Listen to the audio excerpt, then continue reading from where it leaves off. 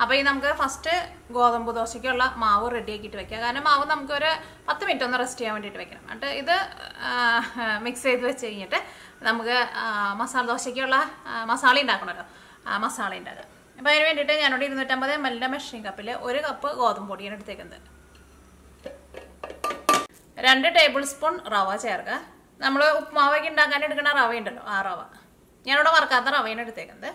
5 table spoon തൈര് ചേർക്കുക. ഞാനിവിടെ അധികം പുളിയില്ലാത്ത തൈരായിട്ട് എടുത്തേക്കുന്നത്. നല്ല പുളിയുള്ള തൈരാന്ന് വെച്ചിട്ടുണ്ടെങ്കിൽ നിങ്ങൾ അതനുസരിച്ചിട്ട് ചേർത്താൽ മതി. നല്ല പുളിയുള്ള തൈരൊക്കെയാണെന്ന് വെച്ചിട്ടുണ്ടെങ്കിൽ ഒരു 4 ടേബിൾ സ്പൂൺ മതിയാവും.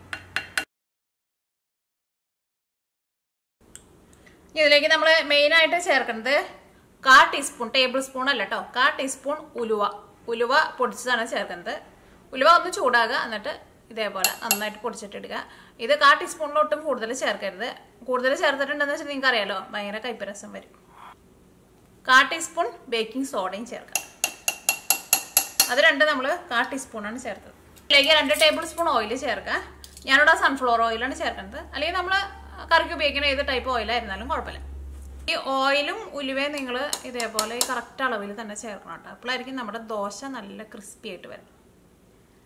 അപ്പം ഞാനിവിടെ നോക്കിയേ, ടേബിൾ സ്പൂണിൽ ഇതേപോലെ ഇങ്ങനെ നിറച്ചെടുക്കണം. നമ്മൾ ചേർക്കാനുള്ളതെല്ലാം ചേർത്ത് കഴിഞ്ഞു. ഇതിലേക്ക് നമുക്ക് ആവശ്യത്തിന് വെള്ളം ഒഴിച്ചിട്ട് ഒന്ന് കറക്കിയിട്ട് എടുക്കുക. പിന്നെ ദോശമാവ് ആകുമ്പോൾ നിങ്ങൾക്ക് അറിയാലോ, കുറച്ച് ലൂസായിട്ടിരിക്കണം.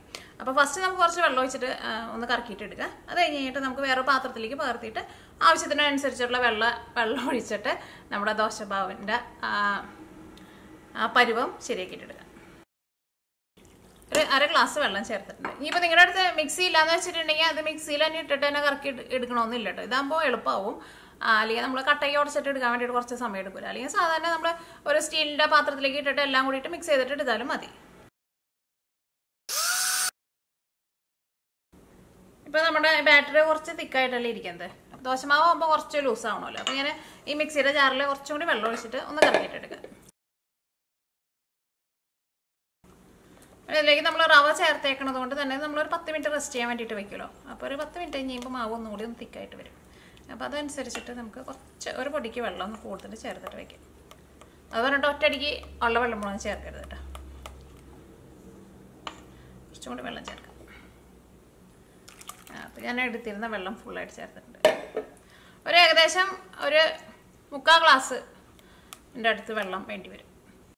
നമ്മുടെ ദോശ ഉണ്ടാക്കാനുള്ള ബാറ്റർ റെഡി ആയിട്ടുണ്ട്. ഇനി ഇതൊരു 10 മിനിറ്റ് റെസ്റ്റ് ചെയ്യാൻ വേണ്ടിയിട്ട് വെക്കണം. കാരണം ഇതിലേക്ക് നമ്മൾ റവയൊക്കെ ചേർത്തിട്ടുണ്ടല്ലോ. അപ്പോൾ ആ റവയ്ക്ക് ഒന്ന് ഇതിൻ്റെ കൂടെ ഒന്ന് സെറ്റായിട്ട് വരണം. അപ്പോൾ ആ നേരം കൊണ്ട് നമുക്ക് ഇതിലേക്കുള്ള മസാല റെഡിയാക്കാം. മസാല ദോശ റെഡിയാക്കാൻ വേണ്ടിയിട്ട് നോക്കിയേ, ഇതേപോലത്തെ 2 ഉരുളക്കിഴങ്ങ് പുഴുങ്ങിയെടുത്തിട്ടുണ്ട്. ഉരുളക്കിഴങ്ങ് നന്നായിട്ട് വേവണം കേട്ടോ, അത് പ്രത്യേകം ശ്രദ്ധിക്കുക. പിന്നെ ഒരു വലിയൊരു സബോള കുറച്ച് കൂടുതൽ വേണമല്ലോ മസാലയ്ക്ക്, അപ്പോഴായിരിക്കും നല്ല ടേസ്റ്റ് ഉണ്ടാവുക. അത് ഞാനിവിടെ നല്ല കനം കുറച്ചിട്ട് ഇതേപോലെ ഇങ്ങനെ കട്ട് ചെയ്തിട്ടെടുത്തിട്ടുണ്ട്. പിന്നെ ഒരു വലിയ കഷ്ണം ഇഞ്ചി ചതച്ചെടുത്തത്. പിന്നെ പച്ചമുളക് നിങ്ങളുടെ എരിവിനനുസരിച്ചിട്ട് ചേർക്കുക. ഞാനിവിടെ ചെറിയ ടൈപ്പ് പച്ചമുളക് ഒരു 6 പച്ചമുളക് എടുത്തിട്ടുണ്ട്.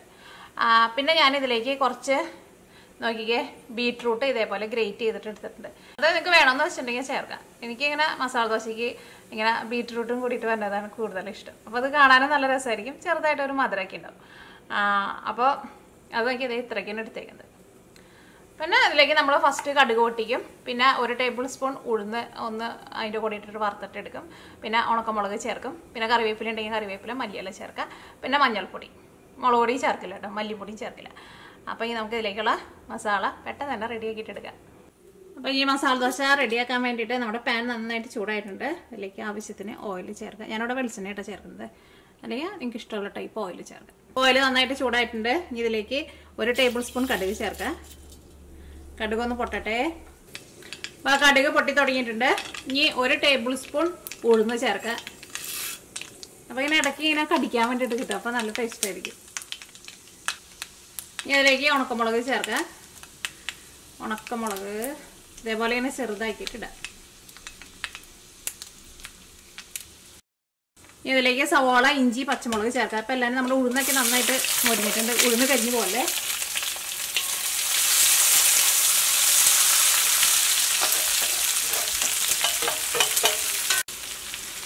കറിവേപ്പിലയും ചേർക്കാം. ഇതെല്ലാം കൂടിയിട്ട് നന്നായിട്ടൊന്ന് വഴറ്റിയിട്ട് എടുക്കുക. എല്ലാം കൂടിയിട്ട് നന്നായിട്ടൊന്ന് വഴന്ന് വരട്ടെ. ഈ സവോള മൊരിഞ്ഞൊരു ഗോൾഡൻ കളറാകാൻ വേണ്ടിയിട്ട് നിൽക്കണ്ട. അപ്പോൾ അത് വഴന്ന് തുടങ്ങിയിട്ടുണ്ട്. ഇനി ഇതിലേക്ക് മഞ്ഞൾപ്പൊടി ചേർക്കുക. മഞ്ഞൾപ്പൊടി 1/2 ടേബിൾ സ്പൂണാണ് ചേർക്കുന്നത്. മുളക് പൊടി ചേർക്കണില്ല കേട്ടോ. അപ്പോൾ നിങ്ങളുടെ എരിവിൻ്റെ അനുസരിച്ചിട്ട് പച്ചമുളക് ചേർക്കുക. ഇതിലേക്ക് നമ്മൾ മസാലപ്പൊടികളായിട്ട് ഈ മഞ്ഞൾപ്പൊടി മാത്രമേ ചേർക്കണുള്ളൂ. അപ്പോൾ മഞ്ഞൾപ്പൊടിയും ഞാൻ ചേർന്നിട്ട് നന്നായിട്ട് മൊരിഞ്ഞിട്ടുണ്ട്.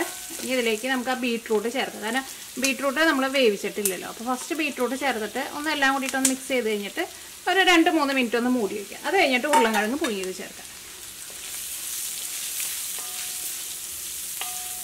ബീട്രൂട്ട് ഗ്രേറ്റ് ചെയ്തിട്ട് എടുത്തേക്കണത് കൊണ്ട് തന്നെ ഇത് വേവാൻ വേണ്ടിയിട്ട് ഒരുപാട് സമയമൊന്നും എടുക്കില്ല കേട്ടോ. ഒന്ന് മൂടി വെച്ച് കഴിഞ്ഞിട്ട് അപ്പോൾ തന്നെ നമുക്ക് തുറക്കാം. അപ്പോൾ ആ നേരം കൊണ്ട് ഞാൻ ഉരുളൻകിഴങ്ങിൻ്റെ തൊണ്ട് കളയട്ടെ. ഉരുളൻകിഴങ്ങ് നിങ്ങൾ എപ്പോഴും എന്ത് മസാല ഉണ്ടാക്കുമ്പോൾ എന്നാലും ചേർക്കുമ്പോൾ ഒരുപാട് അങ്ങോട്ട് ചൂടാറാൻ വേണ്ടിയിട്ട് നിൽക്കരുത്. ചൂടാറിയിട്ടുണ്ടെന്ന് വെച്ചിട്ടുണ്ടെങ്കിൽ ഇത് അത്രയ്ക്കാണ്ട് സോഫ്റ്റായിട്ട് വരില്ല. ചൂടോട് കൂടിയിട്ട് നമ്മളങ്ങോട്ട് പൊടിച്ചിട്ട് ഇടുമ്പോഴുണ്ടല്ലോ ഉരുളൻകിഴങ്ങ് നല്ല സോഫ്റ്റായിട്ടിരിക്കും. അങ്ങനെ നമ്മൾ ഉണ്ടാക്കുമ്പോഴും ചൂടാറിയിട്ട് ഉരുളൻകിഴങ്ങ് വെച്ചിട്ട് നമ്മൾ എന്തുണ്ടാക്കുമ്പോഴായിരുന്നാലും ഇങ്ങനെ ഉരുളൻകിഴങ്ങ് പുഴുങ്ങിയിട്ട് ഉണ്ടാക്കുന്ന എന്ത് സാധനമായിരുന്നാലും അതിന് ടേസ്റ്റിന് വ്യത്യാസം ഉണ്ടാവും. പിന്നെ ചെറിയ ചൂടോട് കൂടിയാവുമ്പോൾ പെട്ടെന്ന് ഇതിൻ്റെ ഈ തൊണ്ട അങ്ങോട്ട് മാറ്റാനും പറ്റും. തൊലിയ നിങ്ങൾ എന്താ പറയുകയെന്ന് വെച്ചിട്ടുണ്ടെങ്കിൽ അത് മാറ്റാൻ വേണ്ടിയിട്ട് പറ്റും. ഉരുളൻകിഴങ്ങ് എപ്പോഴും നന്നായിട്ട് വേവണം, അല്ലെങ്കിൽ നമ്മൾ ഉടയ്ക്കുമ്പോൾ ഉടയില്ല, കല്ല് പോലെ കിടക്കും. ഇതിലേക്ക് നമുക്ക് ആവശ്യത്തിന് ഉപ്പ് ചേർക്കാം. ഉപ്പൊക്കെ ഒരു ഏകദേശം അളവിൽ ചേർക്കാം. അത് കഴിഞ്ഞിട്ട് ഉരുളൻകിഴങ്ങ് കൂടി ചേർത്ത് കഴിഞ്ഞിട്ട് എല്ലാം കൂടിയിട്ട് മിക്സ് ചെയ്ത് കഴിഞ്ഞിട്ട് വേണമെന്ന് വെച്ചിട്ടുണ്ടെങ്കിൽ നമുക്ക് ചേർക്കാം. കാരണം എങ്ങാനും ഉപ്പ് കൂടി പോയിട്ടുണ്ടെന്ന് വെച്ചിട്ടുണ്ടെങ്കിൽ നമുക്കൊന്നും ചെയ്യാൻ വേണ്ടിയിട്ട് പറ്റില്ലല്ലോ.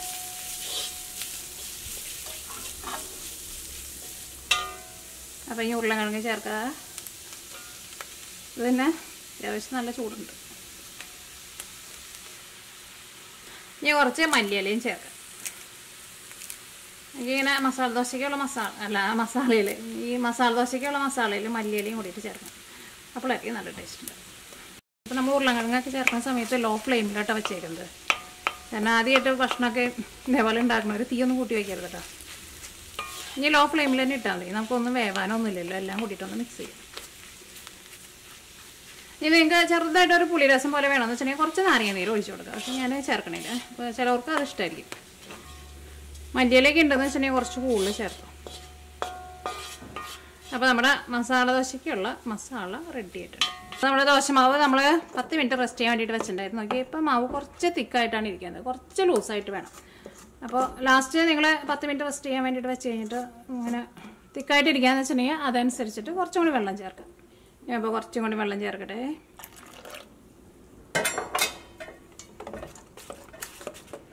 കാരണം ആ റവ ഒന്ന് കുതിർന്ന് വരുമ്പോഴേ നമ്മുടെ മാവ് ഒന്നുകൂടി ഒന്ന് തിക്കായിട്ട് വരുന്നത് അത്രയ്ക്ക് മതി. ദോശമാവിൽ ഉപ്പ് ചേർക്കാൻ വേണ്ടിയിട്ട് മറക്കരുത്. ഉപ്പും കൂട്ടിയിട്ട് ചേർക്കട്ടെ.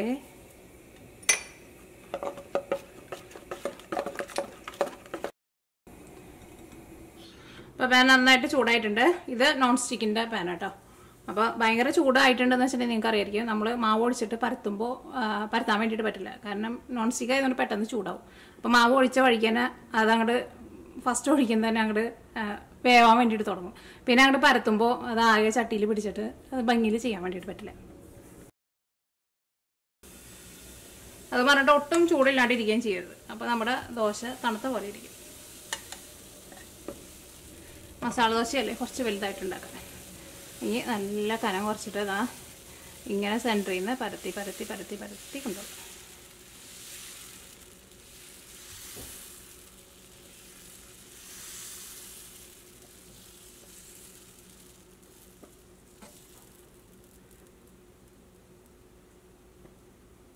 ഇത് പതുക്കെ ഒന്നും കൂടി ഒന്ന് കൂട്ടി വയ്ക്കാം. ഇനി നമ്മുടെ ദോശ മുരിഞ്ഞ് വരാൻ വേണ്ടിയിട്ട് കുറച്ച് ഓയിൽ നമ്മുടെ ഈ ദോശയുടെ സൈഡിലും മൂളിക്കോടെയും കുറച്ച് ഒഴിച്ചു കൊടുക്കണം. എന്നാൽ മാത്രമേ നമ്മുടെ ദോശ ശരിക്കും മുരിഞ്ഞ് വരുള്ളൂ കേട്ടോ. കടയിലൊക്കെ മസാല ദോശ ഉണ്ടാക്കുമ്പോൾ അവർ അത്യാവശ്യം നന്നായിട്ട് ഓയിൽ ഒഴിക്കും. എന്നാൽ മാത്രമേ ശരിക്കും മുരിയുള്ളൂ. അല്ലെങ്കിൽ പിന്നെ ഇതങ്ങനെ ചൂടാകുമ്പോൾ ഇതിനകത്ത് പൊടി മാത്രമല്ലേ ഉള്ളൂ. മുരിയാൻ വേണ്ടിയിട്ട് വേറെ പ്രത്യേകിച്ച് സാധനങ്ങളൊന്നും ഇല്ലല്ലോ. സാധനങ്ങൾ നമ്മൾ ചേർത്തിട്ടുണ്ട്, പക്ഷേ ഓയിലും കൂടിയിട്ട് ചേർന്നാൽ മാത്രമേ മുരിയുള്ളൂ. ഞാനിവിടെ ഈ ദോശ പരത്തിപ്പോൾ നോക്കി ഇവിടെ കുറച്ച് സൈഡൊന്ന് വിട്ടുപോയിട്ടുണ്ടായിരുന്നു. ദോശ നോക്കിക്ക് നല്ല സോഫ്റ്റ് ആയിട്ടാണ് ഇരിക്കുന്നത്. നിറച്ചിങ്ങനെ കുമ്പളകളൊക്കെ വന്നിട്ടുണ്ട് കേട്ടോ. അപ്പോൾ ഈ തീ ഒരുപാട് കൂട്ടി വയ്ക്കരുത്. ഒരു മീഡിയം ഫ്ലെയിമിലിട്ടിട്ട് ദോശ ഒന്ന് ഒന്നുകൂടി ഒന്ന് മൊരിയണം. ഒന്നുകൂടി ഒന്ന് മൊരിഞ്ഞ് കഴിയുമ്പോൾ നമ്മുടെ മസാല നമുക്ക് ഇതിൻ്റെ ഉള്ളിലായിട്ട് വയ്ക്കാം. അത് നിങ്ങൾക്ക് എല്ലാവർക്കും അറിയാമല്ലോ, നമ്മളിപ്പോൾ ഉണ്ടാക്കുന്നതാണല്ലോ. പിന്നെ നമ്മൾ ഇതേപോലെ ദോശ ഉണ്ടാക്കുമ്പോഴുണ്ടല്ലോ, നമ്മളിങ്ങനെ മുരിയാൻ വേണ്ടിയിട്ട് ഇങ്ങനെ വെയിറ്റ് ചെയ്ത് നിൽക്കുമ്പോൾ നമ്മൾ നേരം പോകാൻ വേണ്ടിയിട്ട് ഇതിൻ്റെ സൈഡിൽ കൂടെ ഇട്ടിട്ട് നമ്മൾ ഈ ചട്ടകം വെച്ചിട്ട് ഇങ്ങനെ വിടിയിക്കും. അങ്ങനെ വിടിയിക്കരുത് കേട്ടോ. അങ്ങനെ വിടിയിച്ചിട്ടുണ്ടെന്ന് വെച്ചിട്ടുണ്ടെങ്കിൽ ഈ സൈഡാണ് പൊന്തിരിക്കും. അപ്പോൾ ആ സൈഡ് നമുക്ക് ശരിക്കും മുരിഞ്ഞിട്ടില്ല. ഒരു ഇത് നന്നായിട്ട് മുരിഞ്ഞ് കഴിഞ്ഞിട്ട് ചട്ടകം വെച്ചിട്ട് വിടിയിച്ചാൽ മതി. ദോശ മുരിഞ്ഞ് വരാൻ വേണ്ടിയിട്ട് കുറച്ച് സമയം എടുക്കും. കാരണം ഇതിനകത്ത് ഈ ഗോതമ്പ് പൊടിയൊക്കെ ഒന്ന് വേവണമല്ലോ. പെട്ടെന്നായിട്ട് തീ കൂട്ടി വെച്ചിട്ട് പെട്ടെന്നായിട്ട് മുരിയിച്ചിട്ട് എടുക്കരുത് കേട്ടോ. അപ്പോൾ നന്നായിട്ട് മുരിഞ്ഞ് കിട്ടണമെന്ന് വെച്ചിട്ടുണ്ടെങ്കിൽ നമ്മളതനുസരിച്ചിട്ട് ഓയിൽ ഒഴിക്കണം കേട്ടോ. എന്നാൽ മാത്രം അത്രയ്ക്ക് നല്ല ക്രിസ്പി ആയിട്ട് നമുക്ക് മുരിഞ്ഞ് കിട്ടുള്ളൂ. ഞാൻ ഇതിനകത്ത് അത്യാവശ്യം നന്നായിട്ട് ഓയിൽ ഒഴിച്ചിട്ടുണ്ട്, അല്ലെങ്കിൽ മുരിയില്ല. ഒന്നും കൂടി മുരിഞ്ഞ് കഴിയുമ്പോൾ നമുക്ക് ഇതിൻ്റെ നടുക്കായിട്ട് മസാല വയ്ക്കാം. ഇനിയിപ്പോൾ നിങ്ങൾ ഫ്രിഡ്ജിൽ വെച്ചേക്കണ മസാലയാണെന്ന് വെച്ചിട്ടുണ്ടെങ്കിൽ ദോശ ഒന്ന് മുരിഞ്ഞ് തുടങ്ങുമ്പോൾ തന്നെ മസാല ഇടാം കേട്ടോ. അപ്പോൾ അല്ലല്ലേ നന്നായിട്ട് ചൂടാക്കി കിട്ടുള്ളൂ. ഇതിപ്പോൾ നമ്മുടെ ഫ്രഷ് ആണല്ലോ, അപ്പോൾ മസാലയ്ക്ക് ആയിരുന്നാലും നല്ല ചൂടുണ്ട്. അപ്പോൾ നമ്മുടെ ദോശ നോക്കി മുകളിലേക്ക് നല്ലൊരു ഗോൾഡൻ കളർ വന്ന് തുടങ്ങിയിട്ടുണ്ട്. അപ്പോൾ ഞാൻ മസാല വയ്ക്കാം കേട്ടോ. അത് നിങ്ങളുടെ ഇഷ്ടത്തിനനുസരിച്ചിട്ട് വയ്ക്കുക. ചിലവർക്ക് നന്നായിട്ട് മസാല ഉള്ളതായിരിക്കും ഇഷ്ടം, ചിലവർക്ക് വളരെ കുറച്ച് മസാല ഉള്ളതായിരിക്കും ഇഷ്ടം. അപ്പോൾ ഇനി നമ്മുടെ ദോശ നമ്മൾ ഫോൾഡ് ചെയ്യാൻ വേണ്ടിയിട്ട് പോകട്ടോ. ഇങ്ങനെ എടുത്തിട്ട് നന്നായിട്ട് മുരിഞ്ഞിട്ടാണ് വന്നേക്കുന്നത്. ക്യാമറ അഡ്ജസ്റ്റ് ചെയ്തിട്ട്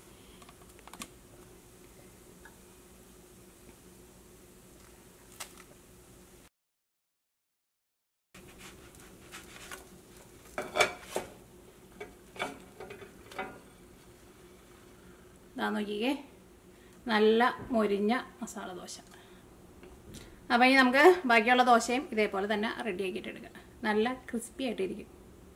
ഒന്ന് പൊട്ടിച്ച് നോക്കിയാലോ? പൊട്ടിച്ച് നോട്ടെ. നല്ല ചൂടോട് കൂടിയിട്ടാണ് കഴിക്കാൻ വേണ്ടിയിട്ട് നല്ല ടേസ്റ്റ് ആയിരിക്കും. കഴിച്ചോട്ടെ.